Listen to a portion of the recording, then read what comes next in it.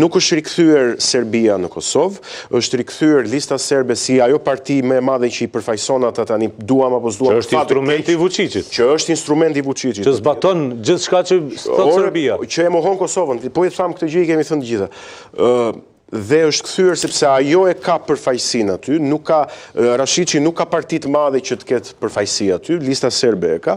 Dhe se ju mendoni që Rashiçi është serb më i mirë se serbët e listës serbe? Nuk po i hyj. Jo, shumë e rëndësishme. Ja një moment të marrë edhe një përgjigje nga Zërbes, ju dëgjoj dy argumenta tuaja. Kurti do vendos kush janë serbët e mirë dhe serbët e këqij. Nuk është rikthyer Serbia në Kosovë, po ajo parti që i përfaqëson ata në kutinë e votimit që shkuan dhe votuan, u rikthyen në institucione dhe ishte normale që do ndodhte, se ata janë me shumicë serbe atje. Ta them një informacion, zoti Rashiç, me Mimoza Kusarin, që është sot ministra e industrisë dhe tregtisë në Kosovë, janë dy nënshkruesit si ministra të privatizimit të distribucionit të energjisë elektrike në kohën e Thacit, bashkë me Besim Beçajt, që është shitur për 26.9 milion euro i gjithë distribucioni i energjisë elektrike. Do të thotë Rashiç edhe Kusari janë liruar me intervenimet e Kurtit nga aktakuza për shitje të distribucionit dhe korrupsionin e dhënies së hidrocentraleve. Po unë t'i them, tani nëse do ti njerëzit e korruptuar ngriten vendim politik terroriste. Mund mbaj qendrim. Ka mbajt më qendrim. S'ka mbajt. Atë është shpall gjykata, nuk po është mbajtur. Zoti Robelli, sepse i dëgjuat përgjigjet të pikpyetjeve që ngritet. Po, spari sa i përket Këshillit të Evropës. Kosova vërtet nuk u fut në Këshillin e Evropës për shkak se Franca dhe Gjermania bllokuan dhe kjo është shumë e qartë. Për këtë ka analistë serioz gjerman që kritikojnë edhe Gjermaninë edhe Francën për gjithë këtë. Arsyeja është pak a shumë e qartë, ishte politika e zotit Kurti ndaj këtyre strukturave paralele serbe. Ata insistonin që kjo të zgjidhet me dialog dhe jo në masa policore, kërkonin debat për targat veturave, kërkonin debat për çështjen e dinarit serb që ishte në qarkullim në Kosovë. E kundërshton zoti Abazi? Vetëm të rikujtoj të rikujtoj një deklaratë të deputetës së Asamblesë Parlamentare të Këshillit të Evropës nga Norvegjia, e cila tha në momentin e vendimit që do e dërgojmë Kosovën për antarësim në Asamblenë Parlamentare, sepse Kurti më ka garantuar që do e dërgoj statutin e asociacionit tek gjykata kushtetuese. Nëse mundet, ose njëherë tjetër regjia mund ta gjejë deklaratën që Kurti kishte premtuar që përveç se do jepte nënshkrimin për bartjen e pronës manastirit, do e dërgonte edhe statutin e asociacionit tek gjykata kushtetuese. Në momentin e fundit, Kurti nuk e bëri këtë gjë deri në momentin e fundit, që është edhe momenti i përplasjes me zonjën Osmani. Nëse ju kujtohet, sepse ka thënë vetë zonja Osmani publikisht, që nuk u konsultua për çështjen e dërgimit të letrës.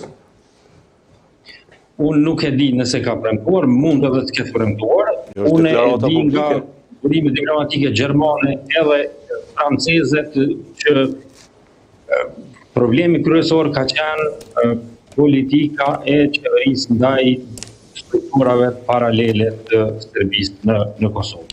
Tani, sa i përket asociacionit, është e vërtet që është një elefant në dhomë dhe nuk ka injoroj askush.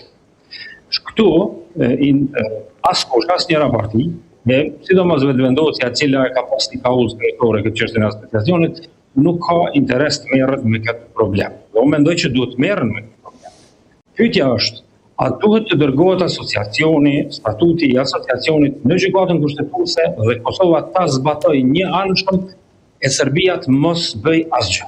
Domethënë, Vučići të qëndrojë në kolltukun e tij dhe të thotë Kosova e zbaton asociacionin, ndërsa ne nuk nënshkruajmë asgjë dhe nuk e pranojmë as marrëveshjen e Ohrit, e cila dorën zemër nuk parasheh njohje direkte të Kosovës nga Serbia, po parasheh një pajtim me faktin që Kosova është entitet i ndarë i pavarur dhe nuk e pengon Kosovën në integrimet evropiane. Unë jam kundër që pa një nënshkrim të Serbisë, Kosova në mënyrë të njëanshme të zbatoj asociacionin e komunave. Por pajtohem që qeveria e Kosovës dhe çdo qeveri do të ballafaqohet me këtë problem, sepse ky problem nuk zhduket nga dheju duke e injoruar. Dhe Kosova po humbi jashtëzakonisht shumë kohë duke u sjell në rreth, në qark, lidhje me këtë çështje.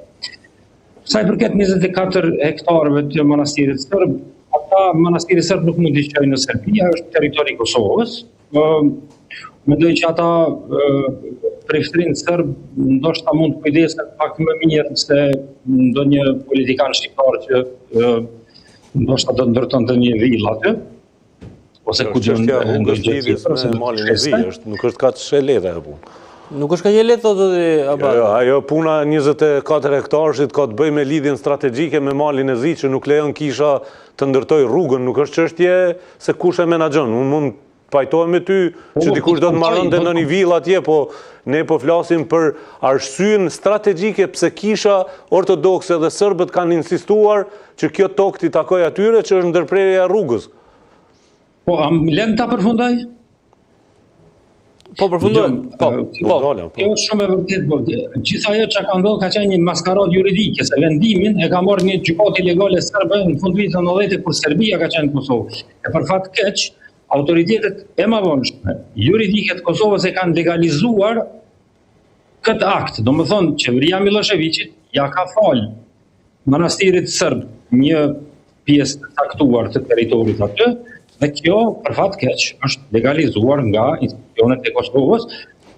Kurti e ka kundërshtuar në një kohë, në një moment është bindur se ndoshta është mirë që pranohet kjo marrëveshje me shpremtimin se do të futet Kosova në Këshillin e Evropës dhe kjo nuk ka ndodhur dhe mendoj që këto nuk kanë luajtur ndershëm as partnerët ndërkombëtar që kanë qenë përkrahas të kësaj marrëveshje.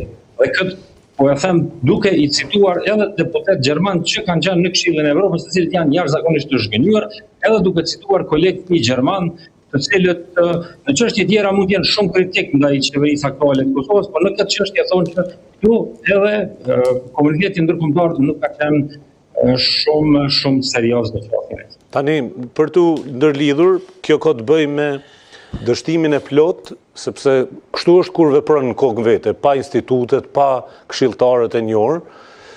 Përfundimit në marrëveshjen e Ohrit është përfundim i cili ka arritur si rezultat i dobësisë së grupit negociator të Kurtit dhe Besnik Bislimit, zëvendës kryeministrit, të cilët në mënyrë të verbërt i besonin Miroslav Lajçak, sa për thyer ndoshta dyshimin se ku shkon kjo punë.